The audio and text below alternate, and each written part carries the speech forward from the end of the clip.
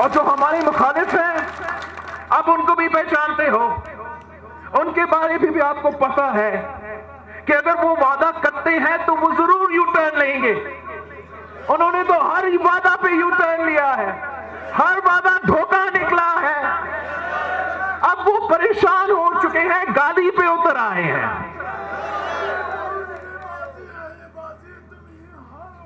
इमरान ना सिर्फ खुद मगर अपने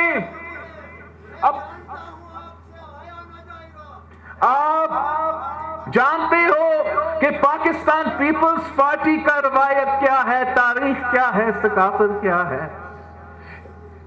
जब हार नजर आता है, जब अपना हार नजर आता है, जब पाकिस्तान पीपल्स पार्टी की जीत नजर आ रही है, तो फिर ये गाली पर उतर आते हैं, धांधली करने की कोशिश करते हैं।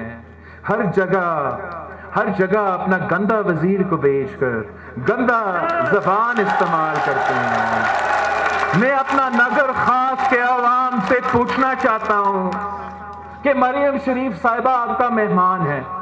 शायद ये मरियम शरीफ साहिबा की पहली सियासी दौरा है गिलगित बल्तिस्तान की, और ये जो गंदा वजीर है ये गंदा ज़बान औरतों के खिलाफ इस्तेमाल कर रहा है।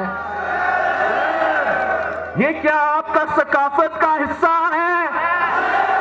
क्या आपका कल्चर का हिस्सा है? तो फिर